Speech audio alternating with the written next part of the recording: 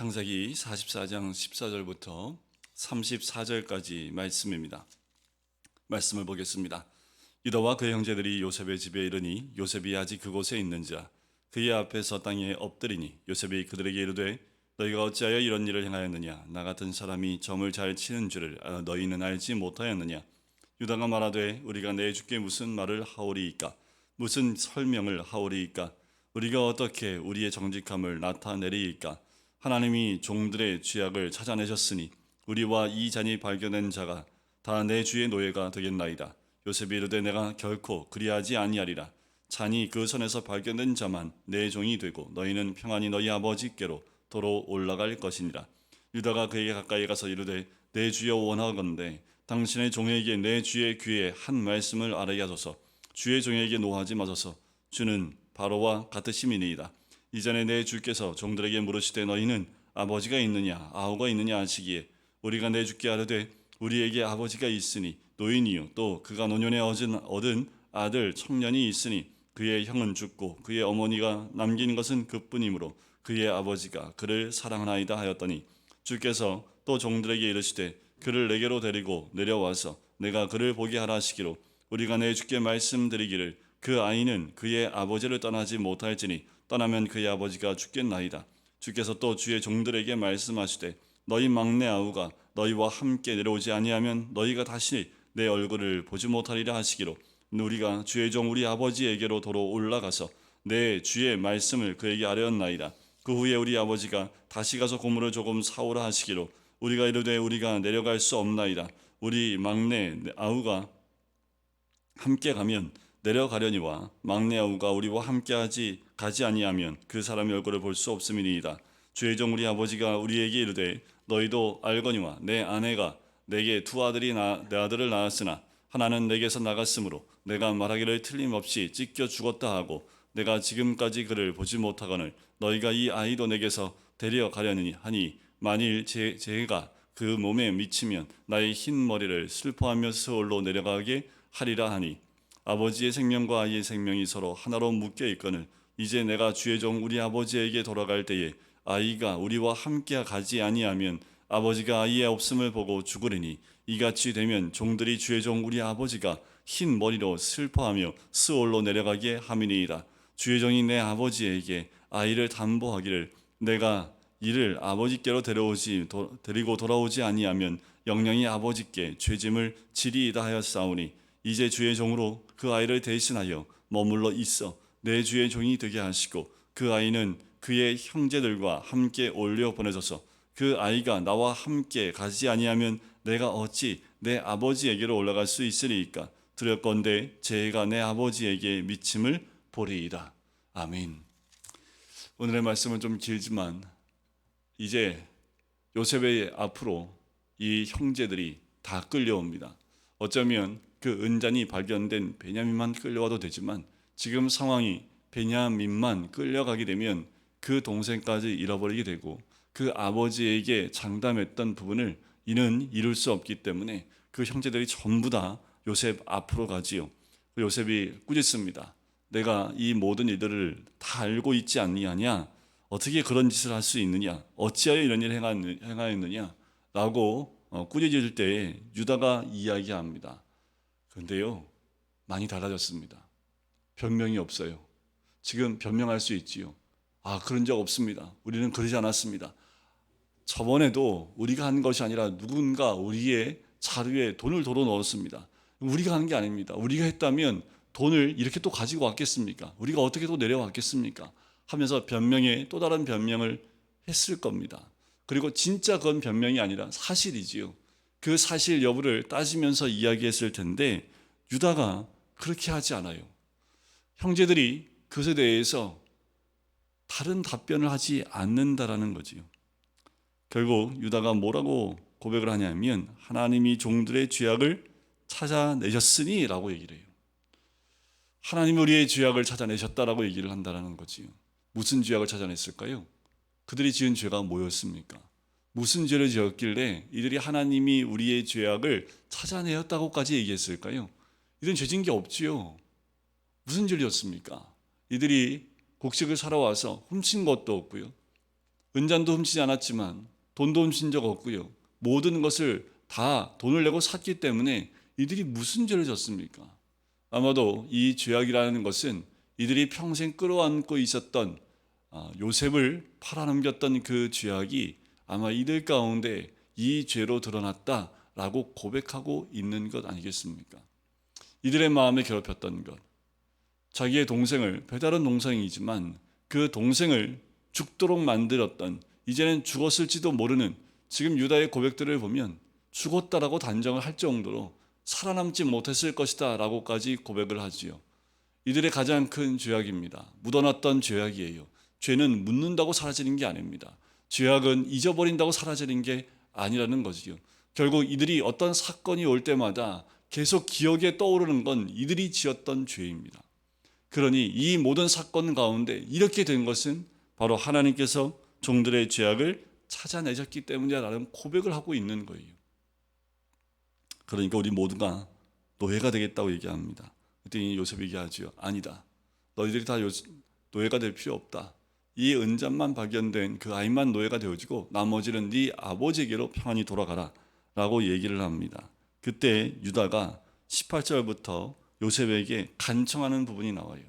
그런데 좀 전에도 제가 읽어드렸지만 읽는 가운데 전혀 어떤 말도 보탬도 없고요. 뺨도 없습니다. 지금 유다가 이야기하는 것 그대로가 앞에서 그 아버지와 또 요셉과 이들과 그리고 이들과 아버지와 나눴던 대화들을 요약해서 설명하고 있다는 거예요. 여기에 이 유다가 말하는 것 가운데 잘못된 부분, 자기의 생각이 더 들어갔다든가 아니면 다른 이야기가 이 이야기 가운데 들어가지 않아요. 제가 이 말을 합니까? 만약에 야곱이었다면 어땠을까요? 여러 가지 다른 얘기가 섞였을 거예요. 자기에게 유익한 말로 또 유리한 말로 바꿨을 겁니다. 그의 자식들인 이 유다도 별반 다르지 않았을 거예요. 자기들한테 유리하게 이 말들을 또 바꿨을 텐데 오늘 말씀을 보면 전혀 바꾸지 않습니다. 있는 그대로 사실 그대로를 얘기하고 있는 유다의 모습을 봐요. 달라진 모습입니다. 지금 잘못하면 큰 어려움에 봉착할 수 있기 때문에 이런 급박한 상황 가운데 주로 야곱이 했던 선택은 자신의 머리를 굴리고 그리고 자기에게 유리한 선택을 해가면서 상대방을 그렇게 힘든 쪽으로 몰아붙이고 자기가 살아나는 길을 선택했던 사람이 야곱이었습니다. 그런데 이 야곱의 아들인 이 유다는 그렇게 하지 않는다라는 거예요.